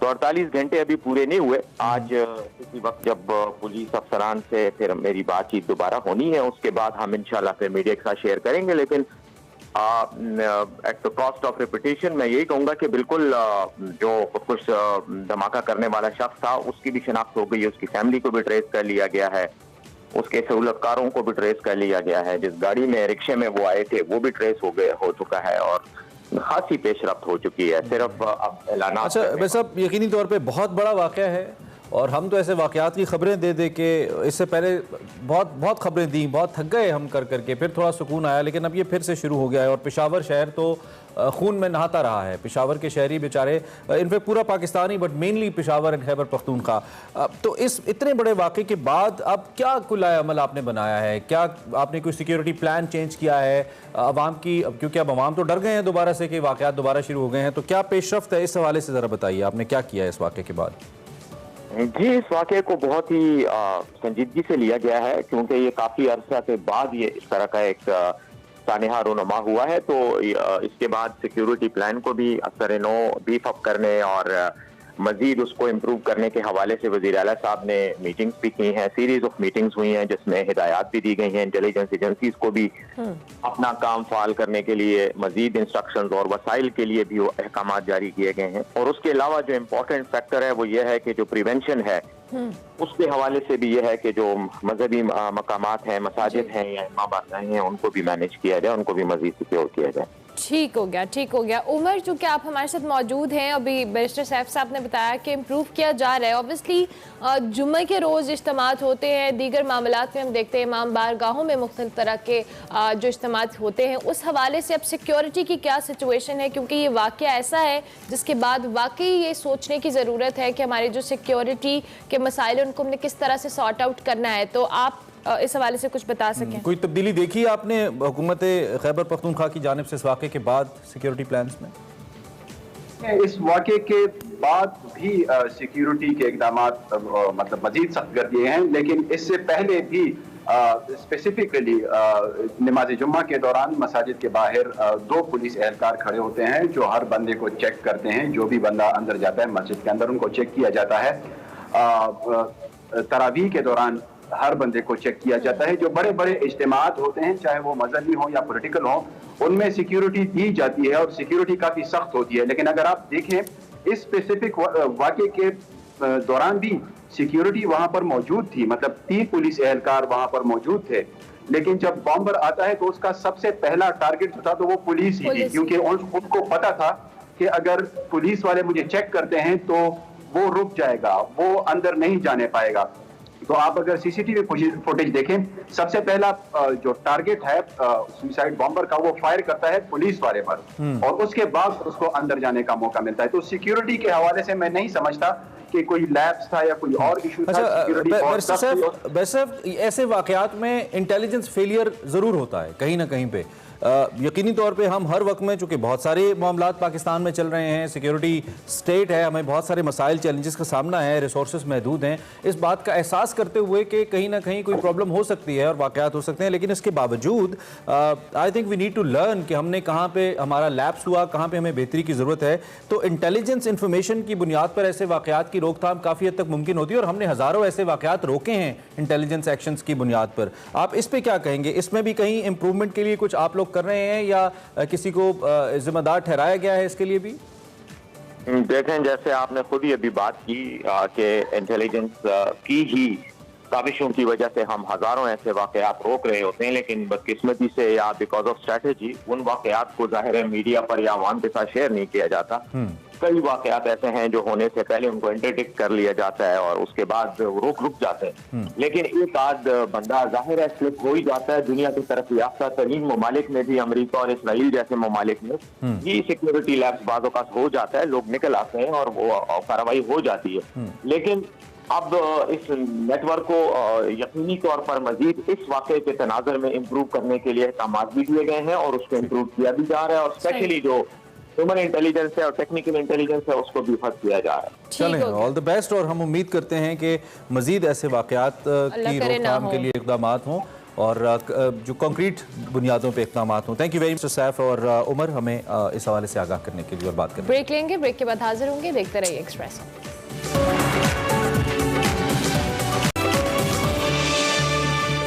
Welcome back to Expresso. अच्छा जी, इससे पहले कि हम आगे बढ़ें, आज मौसम आपके मिजाज के ऊपर हम अक्सर कहते हैं कि बहुत गहरा असर रखता है और बहुत सारे लोग इस मौसम के मुताबिक चलने की कोशिश करते हैं, कुछ फैसले भी करते हैं। तो मौसम की सूरत हाल कुछ इस तरह से कि पाकिस्तान के जो बालाई इलाके हैं, आज मैं भी आई साउंड लाइक महकमा मौसमियात का रिप्रेजेंटेटिव, वो थोड़ी देर बाद खड़े होकर समझा रहा हूँ मैं। खैर, आज पाकिस्तान के जो बालाई इलाके हैं, वैसे कल मेरे लिए बड़ा स्ट्रेंज था, मैं भी बालाई इलाकों से ही आ रहा था। I was coming to central Punjab from Islamabad, तो कलर कहार तक शदीद बारिश, हाँ, और उसके बाद कंप्लीटली ड्राई। अच्छा यार, रात को थोड़ी हवा अच्छी ठंडी चली थी, ऐसे लग रहा था कि कहीं पे बारिश हुई है और उसके असरात यहाँ। लेकिन अब लोग बड़े कंफ्यूज है ना, बहुत सारे लोग ऐसे हैं जो अपने सर्दी के कपड़े पैक करके रख बैठे हैं। मेरे से ज्यादा कोई रात को उनको जरूरत पड़ जाती है कि वो सर्दी के कपड़े निकालें और दिन को उनको अपनी टी शर्ट और लॉन के कपड़े समझ नहीं आ रही, रखने बाहर निकालने कपड़े, क्या सिचुएशन है। रखो ना तानु की नहीं, साढ़े बहुत ही खवातीन इस तरह वास्ते कंफ्यूज चल रही है कि की करना है, लेकिन स्टिल भाई लाहौर के मनाजिर थे। लाहौर में तो बारिश नहीं थी, पिंडी के मनाजिर हो सकते हैं। पिंडी में कल अच्छी आज भी एक्सपेक्टेड है और इस बारिश ने टेस्ट मैच को भी डिस्टर्ब किया। इस वक्त सबसे बड़ा इवेंट जो रावलपिंडी इस्लामाबाद में चल रहा है वो पाकिस्तान वर्सेस ऑस्ट्रेलिया और 1 मार्च क्रिकेट मैच चल रहा है और 1 मार्च चल रहा है। खैर, वैसे इस दफा मार्च पे बट वी वर एक्सपेक्टिंग कि शायद फरवरी के मिड में सर्दियां वापस चली जाएंगी और गर्मियां आ जाएंगी, और कुछ हमें वो फील भी आई। लेकिन इन 1-2 बारिशों ने मिजाज काफी तब्दील किया है मौसम ने, और काफी हद तक हमें लगता है कि अब ये थोड़ा सा प्रोलॉन्ग कर गए। दिस इज गुड, मतलब थोड़ा प्लेजेंट है। हाँ, प्लेजेंट वेदर है और थोड़ी सर्दियों का जो ड्यूरेशन है टेन्योर के थोड़ा बेहतर हुआ है, लंबा हुआ है, तो उससे भी फर्क पड़ा है क्योंकि मुझे इसमें गर्मी आ जाती होती है। स्टोर्स का ख्याल आ रहा था जो पहले 70% ऑफ लगा बैठे थे 1 महीना पहले के, तो क्या फर्क पड़ता है लोगों के पास भाई, शॉपिंग का बहुत टाइम है। 70, 50, 30 अगर फुल प्राइस पे मिल रहा है, स्टोर्स को नुकसान हो जाएगा ना सेल्स पहले फुल प्राइस पे। मैं आपको बताऊं 70% ऑफ पे भी किसी को कोई नुकसान नहीं होता, वो फायदे में ही बेचते हैं। मतलब प्लीज, किस दुनिया में रह रहे हैं आप। अच्छा जनाब, चले हमने ये सेल्स मौसम सबकी बात कर ली, बस हमारे घरेलू मसले रह गए थे, वो नहीं हमने किए, लेकिन स्टिल हम आगे अभी कर देते हैं। हाँ, सही घरेलू मसले हैं। जनाब, सितारों का हाल जानेंगे और सितारे क्या कहते हैं, आपके हफ्ता कैसा रहेगा। वैसे आई एम वेरी क्यूरियस क्योंकि मैंने कभी आज तक इस तरह से डिलाई नहीं किया, बट स्टिल बहुत सारे लोग बिलीव करते हैं। मैंने देखा है सुबह सुबह अखबार। अगर आप करते हैं तो आपको ये सेगमेंट हमारा अच्छा लगेगा। देखिए, बताइए कि सितारे क्या कहते हैं। अस्सलाम वालेकुम व्यूअर्स, मैं हूं आतिका आलिश हुसैन। आप देख रहे हैं एक्सप्रेसो 30 सेकंड हॉरोस्कोप। मेरे साथ मौजूद हैं पाकिस्तान के मायनाज एस्ट्रोलॉजर अली जैदी। बात करेंगे हम उनसे वीकली हॉरोस्कोप के बारे में, कैसे करें हम अपने हफ्ते को प्लान, क्या करना है क्या नहीं करना है, पूछेंगे हम अली जैदी से। अस्सलाम वालेकुम। वालेकुम अस्सलाम, बहुत शुक्रिया जी। कैसा रहेगा हमारा हफ्ता, बताएं। पहले तो एरीज का बताएं। एरीज वालों की पोजीशन बड़ी मजबूत रहेगी और माली मामलात इनके बड़े बेहतर रहेंगे। अगर ये कोई अपना कारोबार नया शुरू करना चाहते हैं या अपने पहले किसी कारोबार को वुसअत देना चाहते हैं तो इनके लिए बड़ा बेहतरीन टाइम है। किस्मत साथ देगी, लेकिन चंद एक तब्दीलियों के साथ इनको चलना पड़ेगा। और उन अफराद के लिए टाइम बड़ा बेहतरीन रहेगा जो लोग कानूनी इदारों में मुलाजमत करते हैं या कानूनी इदारों में कोई भी काम करते हैं, तो उनकी तरक्की होने के इम्कानात रहेंगे। ओके, और टॉरस वालों का भी बड़ा बेहतरीन है, खुसूसन उनके लिए बड़ा बेहतरीन है उन खवातीन के लिए जो कोई अपना कारोबार कर रही हैं, या कोई किसी उन खवातीन के लिए भी बेहतरीन है जो आर्ट के शोबे से वाबस्ता हैं। और उसके अलावा जो लोग हैं जो दूसरे शोबों से वाबस्ता लोग हैं, उनकी ज़िंदगी में थोड़ा बहुत उतार चढ़ाव आता रहेगा और माली मामलात जो हैं वो इनके एहतियात तलब रहेंगे। जेमिनाई का कैसे जाएगा? जेमिनाई वालों का पहली बात तो इनके साइन 2 बने होते हैं। मंगल के दिन 11:40 पर इनका बड़ा बेहतरीन टाइम शुरू हो रहा है। अगर ये अपने किसी रुके हुए काम को करना चाहते हैं तो उस हवाले से भी टाइम बड़ा बेहतरीन है। गर्ज की अगर मंगनी शादी का भी पैगाम भेजना चाहें तो भी बेहतरीन रहेगा, लेकिन इन पर काम का बहुत ज़्यादा प्रेशर रहेगा और जहनी दबाव का थोड़ा बहुत शिकार हो सकते हैं और गुफ्तगू में फ़िलहाल इनको एहतियात करने की ज़रूरत रहेगी। कैंसर काफ़ी अरसे से बड़े परेशान हैं, 2 साल से तो हम देखें कैंसर रोते हुए नजर आ रहे हैं। कैंसर वाले बड़े मजबूत किस्म के लोग होते हैं और जल्दी से ये झुकते नहीं। और स्पोर्ट्स के जो शोबों में इनकी कारकर्दगी होती है या जिस काम में जिस्म की ताकत इस्तेमाल हो उस काम में ये बहुत ज़्यादा आगे तक चले जाते हैं। और अक्सर आपने स्पोर्ट्समैन जो देखे होंगे वो कैंसर ही होंगे। ये हफ्ता कैसा गुजरा? तो इनके जुम्मा के दिन 12:40 पर इनका बड़ा बेहतरीन टाइम शुरू हो रहा है। ये अपने किसी भी काम को शुरू करना चाह रहे हैं या गर्ज कोई इनका रुका हुआ काम है तो उसके लिए बड़ा बेहतरीन है। और जो कैंसर वो अफराद जो मीडिया और सोशल मीडिया से वाबस्ता हैं, शोहरत के हवाले से कोई भी काम कर रहे हैं तो उनके लिए भी बड़ा बेहतरीन टाइम है और शोहरत के हसूल में उनको कामयाबी होगी। लियोस के लिए कैसा जाएगा? लियो के लिए जी बड़ा बेहतरीन है, बड़ी सरमायाकारी फ़िलहाल ना करें। बहरहाल जो लोग पहले से कारोबार कर रहे हैं उनके लिए तो बड़ा बेहतरीन है, लेकिन किसी नए काम को शुरू करना या किसी नए काम की इब्तदा करना उसमें थोड़ी बहुत इनको मुश्किल होगी कि थोड़ा बहुत वो टाइम गुजार लें। और रूहानियत की जानिब इनका रुझान रहेगा और ताल्लुकात इनके दोस्तों से बनते बिगड़ते रहेंगे, खुसूसन उन अफराद के साथ बड़ा मसाइल रहेगा जो समाजी कारकुन हैं या सियासतदान हैं, तो ये दो शोबे बड़े ज़्यादा मुतासिर रहेंगे। और स्टॉक मार्केट वाले इस हफ्ते बड़ी बेहतरीन इनकी पोजीशन रहेगी। अली ज़ैदी, विरगोस के भी मामलात बहुत ख़राब चल रहे थे, हमने पिछला साल उनका बहुत ज़्यादा ख़राब देखा है, प्लैनेट की पोजीशंस भी कुछ ठीक नहीं थी और अक्सर विरगोस की ये शिकायत थी कि हमारा हमें लग नहीं रहा कि हमारा अगला साल अच्छा गुजरेगा, लेकिन जनवरी इनका अच्छा गुजरा है। हाँ, जनवरी इनका अब 6 मार्च से हालात कुछ ना कुछ तब्दील होना शुरू हो चुके हैं, कुछ मुस्बत तब्दीलियाँ होना शुरू हो चुके हैं, लेकिन विरगोस वाले जो हैं थोड़ा बहुत जल्दी परेशान हो जाते हैं, थोड़ी जल्दी मायूस हो जाते हैं, तो इस वजह से इनकी ज़रा जहनी दबाव की इनको शिकायत रहती है। अच्छा गुजरेगा उनका? और उनका बड़ा बेहतरीन गुजरने वाला है। और ख़ुसूसन उन ख़वातीन का जो मुलाजमत पेशा है और इनको अरूज हासिल होगा, प्रॉपर्टी की ख़रीदो फरोख्त इनके लिए फ़ायदा देगी और मंगनी शादी के हवाले से भी इनको कोई खुशखबरी हो सकती है। लिब्रा के बारे में आप क्या प्रेडिक्ट करेंगे? लिब्रा वालों की जो सोच है उसमें थोड़ी बहुत मुस्बत तब्दीली होंगी और सोच के साथ चंद चीज़ें मज़ीद भी तब्दील हो सकती हैं, जिसमें घर या गाड़ी या कुछ और भी तब्दील किया जा सकता है। और जो शराकती काम मामलात हैं और जो शराकती जो लोग पार्टनरशिप में काम कर रहे हैं तो उनके हवाले से उनको कामयाबी होगी और उनको बेहतर मुनाफा हासिल कर सकेंगे, ताहम इनकी सेहत के मसाइल इनको रहेंगे। लिब्रास के बाद हम बात करेंगे सेजिटेरियस की। जी, इनके लिए हालात साजगार फ़िलहाल नहीं होंगे और फैसलों में इनको ख़ुसूसी तौर पर एहतियात करनी होगी और इनको इस वक्त हमेशा एक अच्छे दोस्त या कोई ऐसे इंसान की ज़रूरत है जो इनको इस वक्त बड़ा बेहतरीन मशवरा दे सके और जो इनके जहन को और माइंड को समझता हो। और जॉब छोड़ना भी फ़िलहाल इनके लिए गलती होगी क्योंकि प्रेशर थोड़ा बहुत होगा मुलाजमीन पर, जॉब छोड़ना भी गलती होगी और नई सरमायाकारी भी फ़िलहाल ना करें। ठीक है, स्कॉर्पियोस के बारे में बताएं। और तालीम के हवाले से इनको मुश्किलात रहेंगी और वीज़ा अप्लाई करना चाहें तो उसमें भी कामयाबी है और इज़्ज़त वक़ार में इनके इजाफा होगा और जहनी सुकून इनका मुयस्सर होगा। ये स्कॉर्पियोस के बारे में आपने बताया, ठीक, बहुत बेहतर। अली ज़ैदी साहब, कैप्रिकॉर्न कैसा गुजरेगा? पिछले पूरे साल उनका बहुत बुरा गुजरा है, बल्कि अगर हम ये कहें कि कुछ घबराए हुए हैं 7.5 को लेकर 7 साल से, कैप्रिकॉर्न कैसे देखते हैं? पहली बात तो यह है कि जो एस्ट्रोलॉजी के हिसाब से जो शोबे लोगों को अख्तियार करने चाहिए कि जो इनको सूट करते हैं वो अगर करें तो उसमें ज़्यादा कामयाबी होती है। और दूसरा, कुछ लोग 7.5 वाली बात को तस्लीम करते हैं, कुछ लोग नहीं करते। ये भी बहरहाल एक लंबी और तवील बहस है, लेकिन जो लोग इसमें लोहे के बिज़नेस से वाबस्ता हैं उनका फ़ायदा होगा और ताहम कुछ रुकावटें भी आएंगी उन दोस्तों की जानिब से जो दोस्तों में छुपे हुए दुश्मन हैं, उनसे मुहतात रहना पड़ेगा और सैर व तफरीह के मौके मिलते रहेंगे। और वालदा की सेहत के हवाले से खुदा न खास्ता कोई मुश्किल या बुरी खबर आ सकती है। ओके। एक्वेरियस के बारे में बताइए हमें। बुरानी कैफियत से ये फ़िलहाल निकल आएंगे, टाइम अब इनका आगे बेहतरीन शुरू हो रहा है। ताहम जो प्रॉपर्टी का जो बिज़नेस करते हैं वो थोड़ा इस वक्त कोई सरमायाकारी ना करें और ना कोई चीज़ फ़िलहाल फ़रोख्त करें, क्योंकि उसमें अगर ये कुछ फ़रोख्त करते हैं तो उसमें बेहतर मुनाफा आने के इम्कान नहीं है। ताहम नेक जो इनके लिए चीज़ साबित होने वाली है, इस हफ्ते के अंदर अगर वो कोई भी शादी तय करते हैं, मंगनी करते हैं तो वो नेक घड़ी है, तो उस हवाले से इनको वो सारी उम्र उसके असरात अच्छे रहेंगे। हमारा लास्ट स्टार पाइसेस वाले मजबूत हैं और मजबूत पोजीशन में भी हैं, तब्दीलियाँ होती रहेंगी इनकी और जिस्म में बाएं जाने पर खुदा न खास्ता कोई चोट लगने के इम्कानात रहेंगे और सफ़र पेश आते रहेंगे और विरासती तकसीम है वो मुमकिन हो सके। ये था हमारा एक्सप्रेसो 30 सेकंड हॉरोस्कोप। उम्मीद करती हूँ आपको पसंद आया होगा। अगले हफ्ते के लिए मुझे दीजिए इजाज़त। अल्लाह हाफिज़। Welcome back to Expresso. और अब एक बार फिर वक्त हुआ चाहता है आपको एक्सप्रेसो हीरो से मिलवाने का।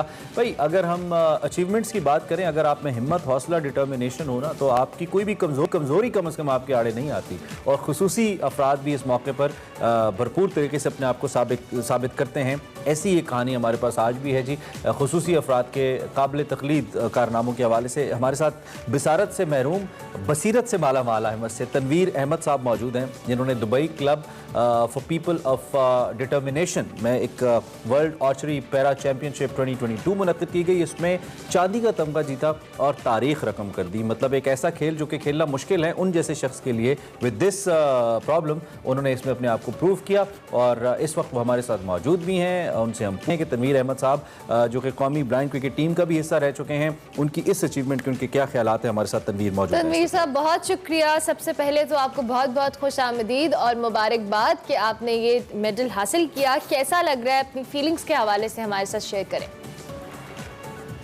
जी बहुत शुक्रिया आपका। फीलिंग तो बिल्कुल अनबिलीवेबल फीलिंग्स हैं, क्योंकि फर्स्ट टाइम आपको एशिया लेवल पे इतनी अच्छी अप्रिसिएशन मिल रही है। और हमारी पाकिस्तान की तरफ से पहली प्रेजेंटेशन थी एट द वर्ल्ड लेवल, और उसमें ही हमने सिल्वर मेडल ले लिया। तो ये एक अचीवमेंट है और इसको बिल्कुल सेलिब्रेट भी करना चाहिए। और हम डेफिनेटली एक ऑनर की बात सेलिब्रेट कर रहे हैं तनवीर साहब, और आपके साथ मिलके सेलिब्रेट कर रहे हैं। जरा हम इस आर्चरी के हवाले से जानना चाहेंगे। ऑब्वियसली आप पहले क्रिकेट खेलते थे, आर्चरी की जानिब किस तरह से आए, और ये जो आपने स्पोर्ट में स्विच किया, ये आपके लिए क्या आपका शौक था या आपने किसी और वजह से इसको परसू किया? जी ऐसा है कि मैं एक कोर्स कर रहा था, हेल्थ एंड फिजिकल एजुकेशन का डिप्लोमा कर रहा था। तो मेरे कोच इजाज साहब से मुलाकात हुई, जो कि पहले भी ब्लाइंड आर्चरी पे काम कर चुके थे। कुछ फीमेल्स पे उन्होंने काम किया था, लेकिन इसको परस्यू नहीं कर सके थे।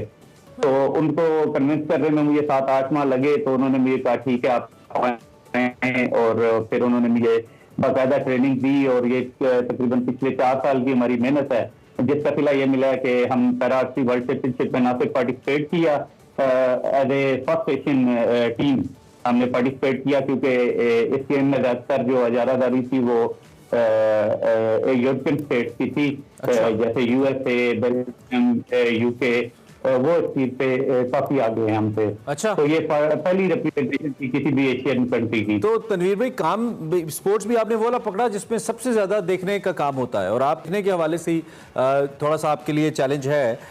तो ये मुझे एक तो थोड़ा सा हमें समझा दीजिए कि ये आर्चरी आप विद दिस चैलेंज आप कैसे करते हैं, इसके लिए आपको फॉर स्पेशल गेम्स क्या सपोर्ट मिलती है, नंबर 1। नंबर 2, और क्या इसके सीखने के लिए भी आपको उतनी ही मेहनत करनी पड़ती है जितनी क्रिकेट वगैरह के लिए, या क्रिकेट से ज़्यादा? मुझे लग रहा है क्रिकेट से ज़्यादा होगी somehow, seeing the nature of the game. थोड़ा सा हमें बताइए इस बारे में।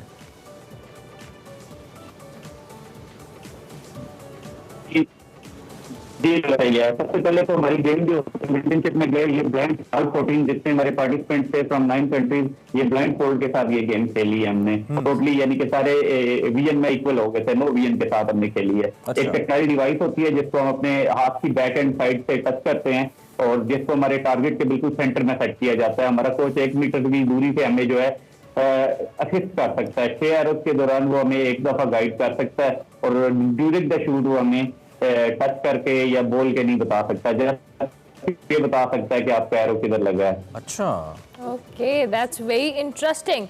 एम करना मुश्किल होता होगा, वो कह रहे हैं डिवाइस के साथ उसको किया जाता है। थोड़ा सा ये जो एम, आप ये बताएं कि ऑब्वियसली आपने इसकी ट्रेनिंग होती है, और दीगर आपने जैसे डिवाइस के हवाले से भी बताया, ओवरऑल ये स्पोर्ट कितना डिफिकल्ट है? ऑब्वियसली हमारे लिए सोचना या इमेजिन करना बहुत मुश्किल लग रहा है कि आपकी आंखों पे एक पट्टी बंधी हुई और आप निशाना ले रहे हैं। सो इसमें किस तरह की ट्रेनिंग है?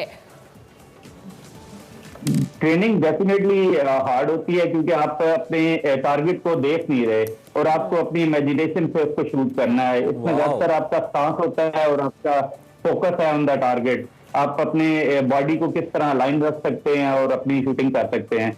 और जैसा कि हमने प्रूव भी किया इंटरनेशनल लेवल पे कि किस तरीके से हम अब चांस मिले, जारी बात है टैलेंट हर जगह पे मौजूद होता है। आपको सिर्फ चांस मिलने की जरूरत है और आपको उस जो अपॉर्चुनिटी है उसको अवेल करने की जरूरत है। और हमने उसको बड़े अच्छे तरीके से अवेल किया एट एन इंटरनेशनल लेवल, और एक गोल्ड मेडल मैच तक पहुंचना तो ये जो है ये किसी भी हमारे लिए सरप्राइज से कम नहीं था। इतनी बड़ी सर्विस आपने कौम के लिए की है और वेयरिंग दिस ग्रीन ब्लेजर, माशाल्लाह यू लुक ग्रेट, और हमें बहुत फ़ख्र है आपके ऊपर।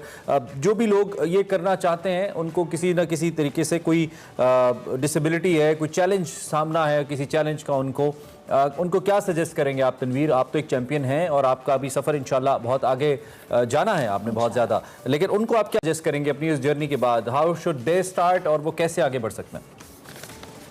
जी, जैसा कि तमाम डिसेबिलिटीज के लिए ये गेम है, जैसे आप कह सकते हैं कि फिजिकल चैलेंज के लिए भी है और VI के लिए भी है, विजुअली इम्पेयर्ड के लिए भी है। जो लोग ब्लाइंड कम्युनिटी से ताल्लुक रखते हैं तो उनके लिए बहुत अच्छी गेम है ये।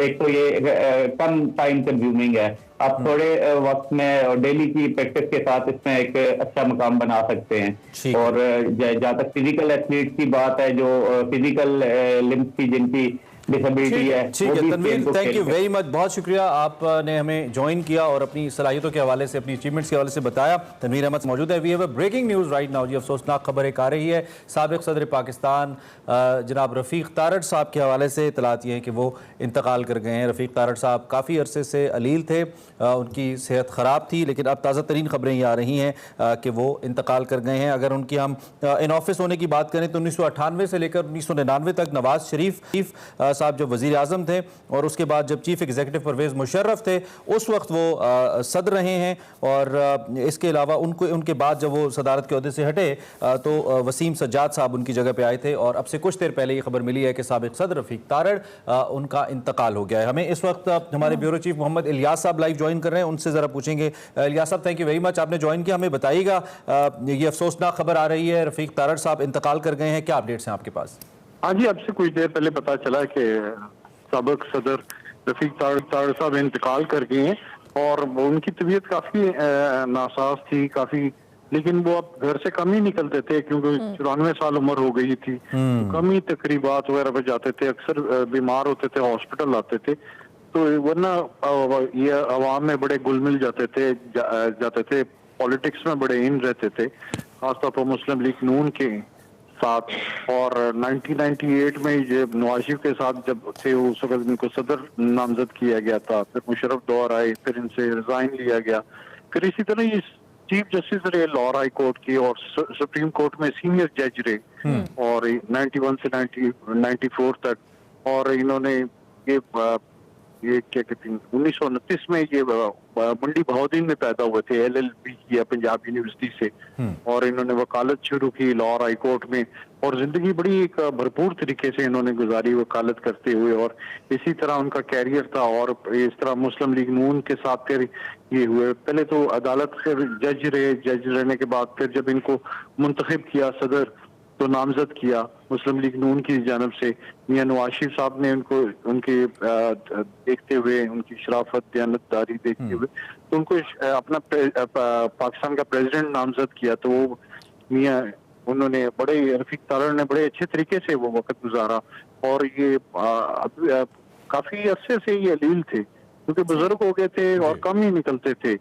और इनके बारे में इनके खानदान के दीगर अफराद भी, जिसमें सायरा तारड़ साहिबा जो कि वजीर सेहत भी रही हैं पाकिस्तान की, मुस्लिम लीग नून से उनका ताल्लुक है, इनकी डॉटर इन लॉ हैं, दीगर फैमिली भी इनकी पॉलिटिक्स के अंदर मौजूद है। इलियास साहब, और रफ़ीक तारड़ की हैं, अताउल्लाह तारड़ हैं जो बड़े मुतहर्रिक हैं और फिर सायरा तारड़ हैं, फिर और भी काफी अजीज हैं, इनकी ब्यूरोक्रेसी में हैं, दिल्लिया में हैं, वकालत कर रहे हैं, तो काफी यानी कि अजीजो अकारब इनके इधर में ब्यूरोक्रेसी में हैं, वकला हैं और इसी तरह चल रहा है, बाकी सियासत में भी हैं। ठीक, तो आपने देखा होगा तो ये इनके खासतौर पर सायरा तारड़ बड़े मुस्लिम लीग नून की तरफ से इनने और अपने इलाका वजीराबाद और बड़ा यानी कि अताउल्लाह तारड़ भी बड़े उधर से हैं, फिर अताउल्लाह तारड़ के बड़े भाई भी।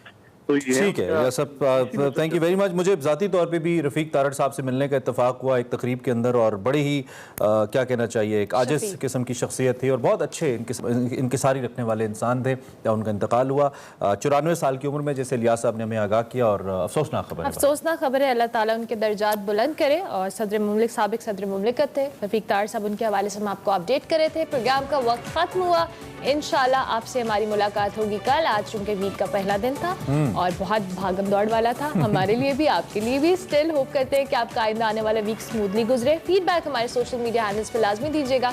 कल तक के लिए हमारी तरफ से अल्लाह हाफ़िज़।